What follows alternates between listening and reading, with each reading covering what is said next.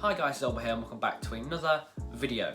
So I've been collecting Warhammer 40k for a decent amount of time now, and during that time I bought quite a lot of models, making my collection a pretty big size. And in my collection I've got a vast variation of different sizes of models. That might be the Space Marine, just a standard one, 35mm in height. Then there's a standard Dreadnought, which is about 60mm in height. Then going to the big boy class, the Imperial Knight or Chaos Knight, even one, about 180mm in height. And then the big boy league, the Titans, the Warhound Titan, about 250mm in height. That's about 10 inches, so pretty big.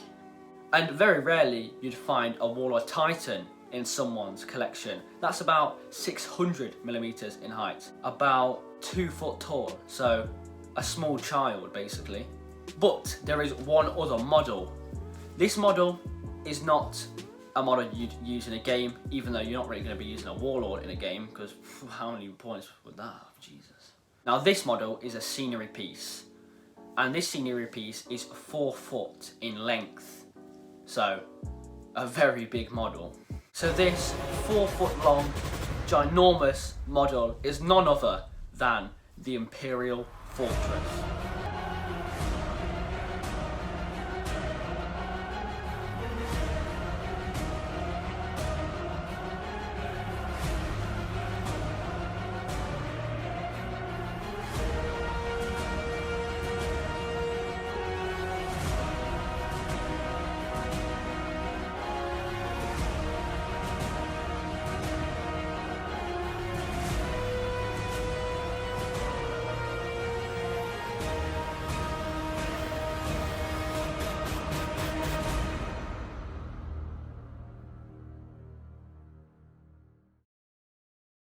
So guys, that is the Imperial Fort. You're probably wondering where I've got such a big piece of kit from, because this is the biggest Forge World model that Forge World has sold, and they don't even sell this model anymore, probably because I don't know the real reason, but it's probably because of how much resin they had to produce just for one model. Basically, I have a friend, and he has a couple of 3D printers. So yeah, this is 3D printed. He's a pretty skillful 3D printer. He 3D printed all this. It's really good quality. So it's modular, you can take bits off it. So I was going to show you in a second, but I might as well now. So for example, this is literally like the back end of it. You could use this as just one piece. If you're playing a game, this could be like an objective you want to capture, something like that, or some sort of cover, because you have put the Space Marines up there.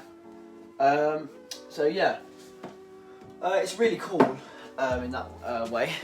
So before I started to make this video, I was looking on YouTube and I was looking around for this Imperial Fortress, someone doing a video on it. Found a couple of people, but no one really showed the scale of it. A lot of the time the person was unboxing it or just showing it without any sort of size comparison. So now what I'm going to do is give you a little bit of like comparison, even though I just did it then, obviously with a little showcase of the fortress, but I'm still going to do it again anyway, just to give you some sort of perspective on how big this model is, because it's huge. And when I don't have a miniature next to it, you kind of lose, what do you call it? You kind of lose track on like the scale of the model. So I'm gonna compare it to a Space Marine, Dreadnought, a Knight, and the Warhound, basically the models that I mentioned at the start of the video.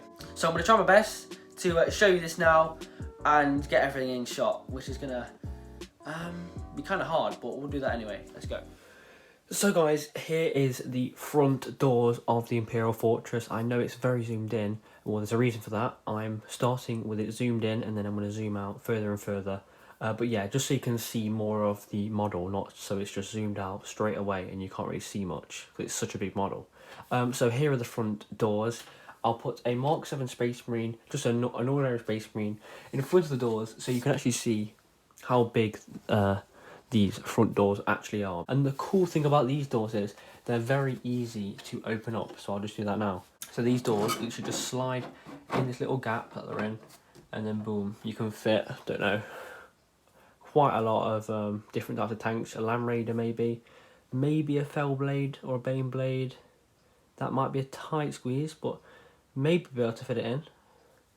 And yeah, of course, at the back there's a lot of shadowing because of how big the model is. So if we zoom out a little bit further, I'll add a Dreadnought into the shot so you can see the size there. And then I'll bring back the Mark 7 Space Marine. So that's how it looks there. So I've zoomed out even more so you can see even more of the model. So now you can see the bridge part of it, and it's just big enough so that you can fit, I think, all size Space Marines. So I've got the normal Mark 7 Space Marine there. You could only just gets over. And we've got my Avatar Hellboy Terminator armor, and then a Primaris Infiltrator.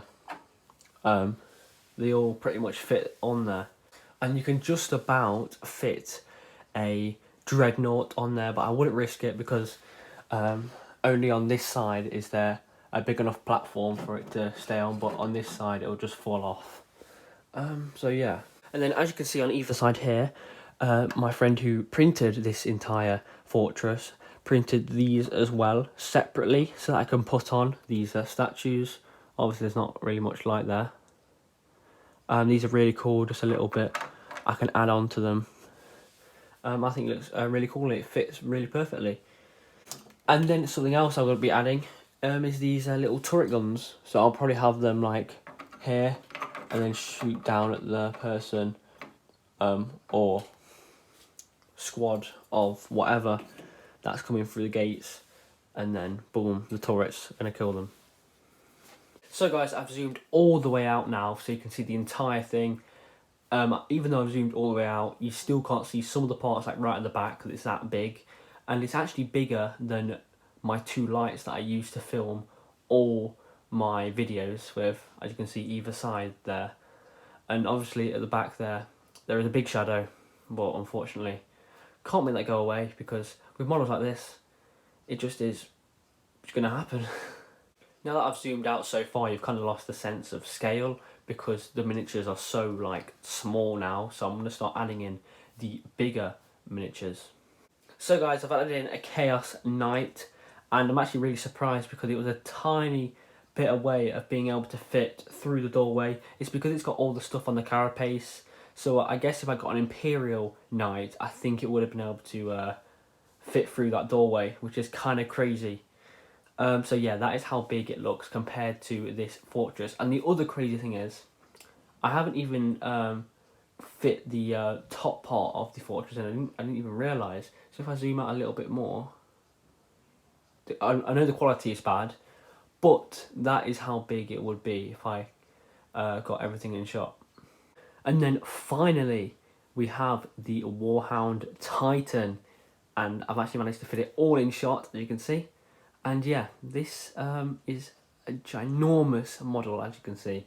It completely dwarfs the Warhound, and you can see the tiny little Land Raider there. It's not even in shot, but you can still use it as a little comparison. It's just tiny compared to this Imperial fortress. And now that I have got it all in shot, I can point out a couple of little details. So like I said about the turret being at the doorway area, I'm getting some more bigger turrets, because that's not really a turret, that gun. It's actually often a Land Raider.